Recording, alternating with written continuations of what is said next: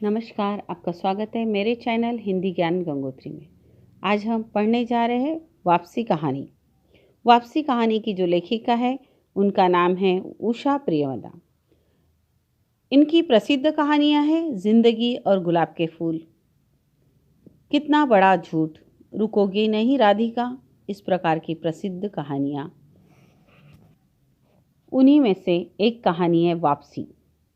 वापसी आज के आधुनिक युग की कहानी है जिसमें मुख्य पात्र है गजाधर बाबू, जो रेलवे में नौकरी करते हैं और आज रिटायर होकर अपने घर जाने वाले हैं। उनका बड़ा बेटा अमर तथा उसकी पत्नी और उनका छोटा बेटा नरेंद्र और छोटी बेटी वसंती तथा बड़ी बेटी कांति और पत्नी, ये सभी लोग उनके परिवार में हैं जिन्हें वो हमेशा याद करते हैं। तो आइए जानते हैं वापसी कहानी के बारे में, उसका सारांश देख रहे हैं। वापसी कहानी हमारे भारतीय समाज से संबंधित है और यहाँ उसकी कथा संक्षेप में हम बताने जा रहे हैं। गजाधर बाबू जो रेलवे में नौकरी करते हैं, वे आज रिटायर होकर घर जा रहे हैं। तो कमरे में एक दृष्टि मारते हैं तो देखते हैं कि यहाँ पर एक डब्बा रखा हुआ है। तब पूछते हैं, गणेशी ये डब्बा कैसा? तब गणेशी बिस्तर को बांधते हुए कहता है कि मेरी घरवाली ने साथ को कुछ बेसन के लड्डू रख दिए हैं, कहा है बाबूजी को पसंद थे। अब कहाँ हम गरीब लोग आपकी कुछ खातिर कर पाएंगे। घर जाने की प्रसन्नता में भी गजाधर बाबू ने एक प्रकार के दुख का अनुभव किया था और गणेशी ने पुनः कहा, कभी कभी हम लोगों की खबर लेते रहिएगा बाबूजी। गजाधर बाबू ने भी उसे किसी बात की ज़रूरत हो तो पत्र लिखने के लिए कहा और अगहन तक बेटी की शादी कर देने का सुझाव भी दिया, परंतु गणेशी ने अपनी आंखें पोंछते हुए उत्तर दिया, अब आप लोग सहारा न देंगे तो कैसा होगा बाबू? आप यहाँ रहते तो शादी में कुछ हौसला रहता। इस प्रकार से गणेशी जो उनका नौकर था वह अपनी भावना व्यक्त करता है। लेकिन गजाधर बाबू 35 साल की नौकरी के बाद रिटायर होकर परिवार के बीच रहने जाने का अवसर जो मिला था उसमें बहुत खुश थे। गजाधर बाबू रेलवे क्वार्टर छोड़कर घर जाने के लिए तैयार बैठे हुए थे। अपनी नौकरी का अधिकांश समय उन्होंने अकेले रहकर ही बिताया हुआ था और उस दिनों की उत्सुकता से के साथ कल्पना कर रहे थे जब वे अपने परिवार के साथ रह सकेंगे। जो गजाधर बाबू का जीवन सफल माना जाता था क्योंकि उन्होंने शहर में एक मकान बना लिया था और बड़े बेटे अमर तथा लड़की कांति की शादियां कर दी थी तथा उनके 2 बच्चे ऊंची कक्षाओं में पढ़ रहे थे। नौकरी के कारण गजाधर बाबू को बहुधा छोटे छोटे स्टेशनों पर रहना पड़ा और बच्चों की पढ़ाई में बाधा न देने के कारण उन्होंने पत्नी तथा बच्चों को शहर में ही रखा। पत्नी ने दूर रहकर भी उन्हें हमेशा पत्नी का स्नेह याद आता रहा। कई वर्षों के बाद अब उन्हें उसी स्नेह और आदर के महत्व में रहने का अवसर प्राप्त हुआ था, इसलिए वे अत्यंत खुश थे। इतवार का दिन था और गजाधर बाबू के सब बच्चे एक साथ नाश्ता कर रहे थे। गजाधर बाबू ने जब टोपी चारपाई पर रखी और जूते खोलकर नीचे सरका दिए, अब अंदर से हंसने की आवाज़ें आ रही थी।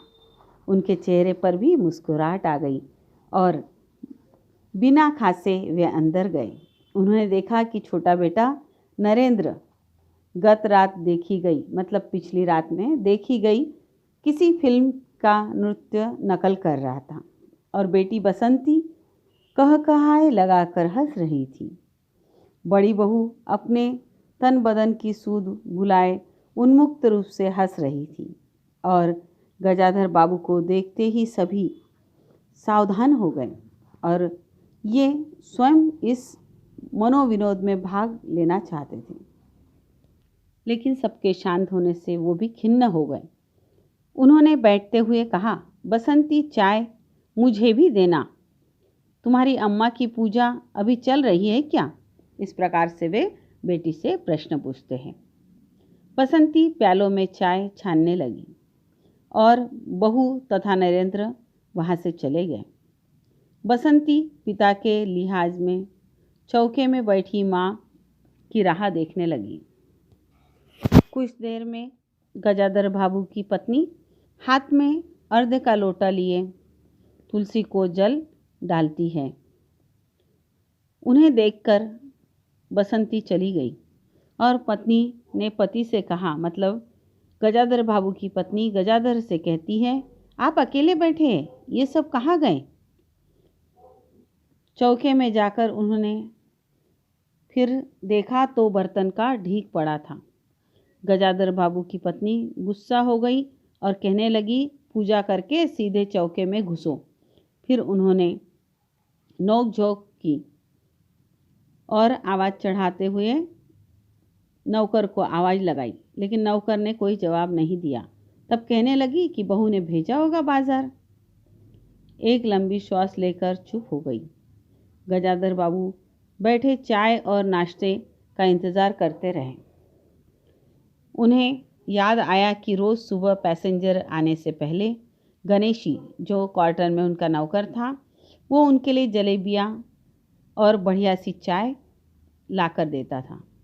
भले ही पैसेंजर लेट हो जाए, लेकिन गणेशी नाश्ता और चाय लाने में कभी देर नहीं करता था।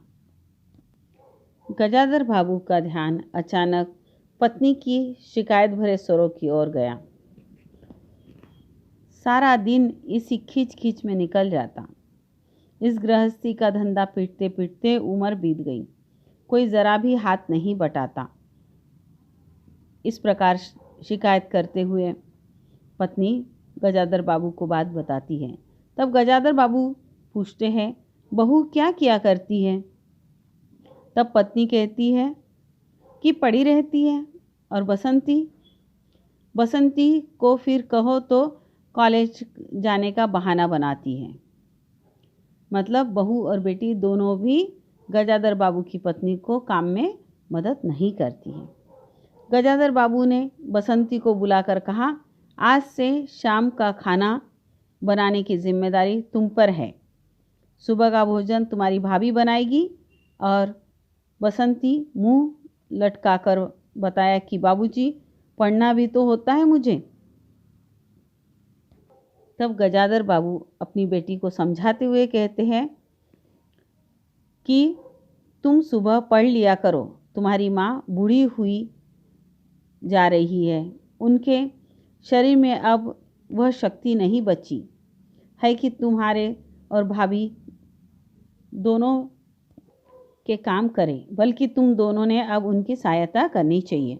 तुम दोनों ने मिलकर घर का काम संभालना चाहिए।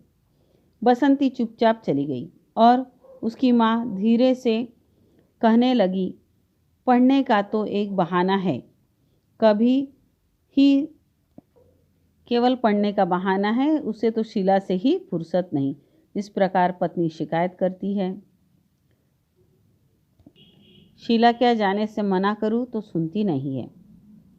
अब गजाधर बाबू बैठक में चले गए, क्योंकि उनके रहने की व्यवस्था बैठक में ही की गई थी। उस घर में कोई भी कमरा उनके रहने के लिए खाली नहीं था। उनकी पत्नी के पास अवश्य अंदर एक छोटा सा कमरा था, पर उसमें भी आचारी के मर्तबान, दाल चावल के पीपे, घी के डिब्बे तथा पुरानी रजाइयाँ और एक बड़े से टीन के बक्स में घर के गर्म कपड़े भरे थे।